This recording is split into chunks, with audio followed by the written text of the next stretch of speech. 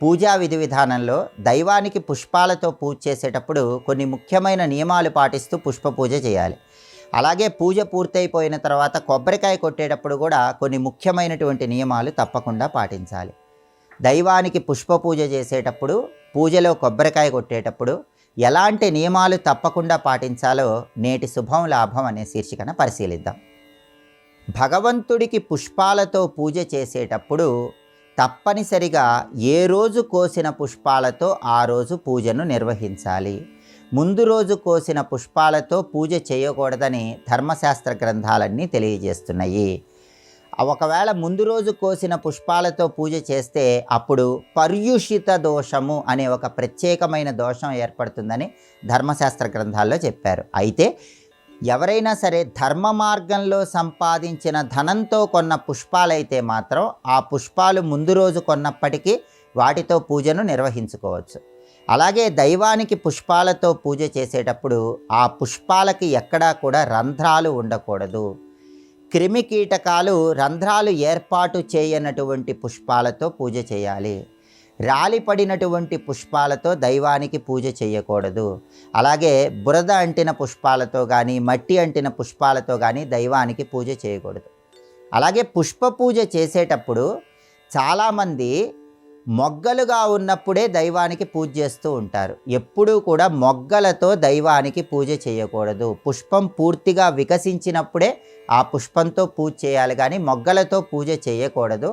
అదేవిధంగా దైవానికి పుష్ప పూజ చేసేటప్పుడు ఎప్పుడైనా సరే పుష్పాలు కోసేటప్పుడు ఎడం చేత్తో కోసిన పుష్పాలతో పూజ చేయకూడదు. ఎడం చేత్తో పుష్పాలు కోయటం నిషిద్ధం. అలాగే స్నానం చేయకుండా పుష్పాలు కోయటం నిషిద్ధం. ధరించిన వస్త్రంలో కోసిన పుష్పాలు తెచ్చి వాటితో దైవాన్ని పూజించినా కూడా అది దోషమవుతుందని ప్రామాణిక ధర్మశాస్త్ర గ్రంథాలన్నీ కూడా తెలియజేస్తున్నాయి. అలాగే కేవలం పుష్పాలు మాత్రమే కాకుండా ఫలాలు కూడా దైవానికి సమర్పించేటప్పుడు పక్వానికి రాని పండ్లు దైవానికి సమర్పించకూడదు. క్రిమి కీటకాలు పురుగుల చేత కొట్టబడినటువంటి పండ్లు దైవానికి సమర్పించకూడదు. అలాగే కొంతమంది పుష్పాలతో పూజ చేసేటప్పుడు ఆ పుష్పాల రెక్కలు మొత్తం కూడా విడదీసి దైవానికి వాటిని సమర్పిస్తూ ఉంటారు. అలా చెయ్యకూడదని ధర్మశాస్త్ర గ్రంథాల్లో చెప్పారు.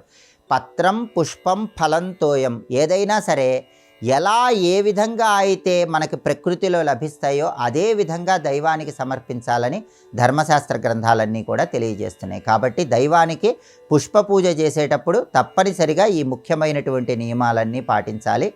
అదేవిధంగా కొబ్బరికాయ పూజ పూర్తయిన తర్వాత కొట్టేటప్పుడు కూడా కొన్ని ముఖ్యమైన విధి విధానాలు పాటిస్తూ కొబ్బరికాయ కొట్టాలి.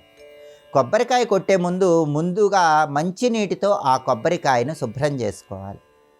మంచినీళ్ళతో కొబ్బరికాయను శుభ్రం చేసుకున్న తర్వాత కొబ్బరికాయ చేత్తో పట్టుకునేటప్పుడు పీచు భాగాన్ని కూడా తప్పనిసరిగా చేతిలో ఉంచాలి. పీచు భాగాన్ని తాకకుండా కొబ్బరికాయ కొట్టినట్లయితే ఎటువంటి సత్ఫలితము ఉండదు అని ప్రామాణిక గ్రంథాల్లో చెప్పారు. కాబట్టి పీచు భాగాన్ని కూడా తాకుతూ కొబ్బరికాయ కొట్టే విధంగా కొబ్బరికాయను కొడితే ఉత్తమ ఫలితాలు కలుగుతాయి. అలాగే కొబ్బరికాయ కొట్టడానికి ఉపయోగించేటటువంటి రాయిని ఆగ్నేయ కోణంలో ఉండేలాగా ఏర్పాటు చేసుకోవాలని కూడా సంప్రదాయ గ్రంథాలు తెలియజేస్తున్నాయి. కొబ్బరికాయ కొట్టేటప్పుడు 9 అంగుళాల ఎత్తు కొబ్బరికాయ పైకి తీసుకొచ్చి కొబ్బరికాయ కొట్టాలి. ఇలా 9 అంగుళాల ఎత్తు పైకి తీసుకొచ్చి కొబ్బరికాయ కొట్టినట్లయితే చక్కటి సత్ఫలితాలు కలుగుతాయని సంప్రదాయ గ్రంథాలు చెప్తున్నాయి. కొబ్బరికాయ కొట్టినప్పుడు అది సరిగ్గా మధ్య భాగంలో పగలకపోయినా, మధ్యలో కుళ్ళిపోయినా దాని గురించి భయపడాల్సిన అవసరం లేదు. నమశివాయ అనే పంచాక్షరి మంత్రాన్ని 21 సార్లు కానీ 11 సార్లు కానీ పఠించినట్లయితే కొబ్బరికాయ సరిగ్గా మధ్యలోకి పగలకుండా లేదా కుళ్ళిపోకుండా వచ్చినటువంటి దోషాలన్నీ తొలగింపజేసుకోవచ్చు. అలాగే శివాభిషేకం చేసేటప్పుడు చాలామంది కొబ్బరికాయ పగలకొట్టి ఆ కొబ్బరికాయ చేతిలో ఉంచి ఈశ్వరుడికి అభిషేకం చేస్తూ ఉంటారు. అలా పగలగొట్టిన కొబ్బరికాయ 2 భాగాలుగా చేసి పక్కన పెట్టకుండా చేతిలోనే ఉంచి ఆ కొబ్బరి నీళ్లతో శివాభిషేకం చేసినట్లయితే అప్పుడు ఆ కొబ్బరికాయ నైవేద్యానికి పనికిరాదు అని సంప్రదాయ గ్రంథాల్లో చెప్పడం జరిగింది. అలా కాకుండా కొబ్బరికాయ పగలగొట్టి ఆ కొబ్బరి నీళ్లు ఒక ప్రత్యేకమైన పాత్రలో ఉంచి ఆ పాత్రలో ఉన్న కొబ్బరి నీళ్లతో శివాభిషేకం చేసినట్లయితే అప్పుడు ఆ కొబ్బరి నీళ్లు రావటానికి వినియోగించినటువంటి కొబ్బరికాయ ముక్కలను దైవానికి నైవేద్యంగా సమర్పించవచ్చు. కాబట్టి ఎప్పుడైనా సరే కొబ్బరికాయ పగలగొట్టినప్పుడు ఆ కొబ్బరికాయ చేతిలో పట్టుకొని శివాభిషేకం చేయకుండా దాన్ని 2 భాగాలుగా చేసి ఒక పళ్ళెల్లో ఉంచి ఆ నీళ్లు పాత్రలో పోసి ఆ నీళ్లతో శివాభిషేకం చేయండి. ఆ తర్వాత ఆ 2 కొబ్బరి చిప్పలు ఈశ్వరుడికి నైవేద్యంగా సమర్పించండి. దానివల్ల శివానుగ్రహానికి ప్రతి ఒక్కరూ సులభంగా పాత్రలు కావచ్చు. దైవానికి పుష్ప పూజ చేసేటప్పుడు, పూజలో కొబ్బరికాయ కొట్టేటప్పుడు ఈ ముఖ్యమైన నియమాలు పాటించండి. సమస్త శుభ ఫలితాలను సిద్ధింపజేసుకోండి.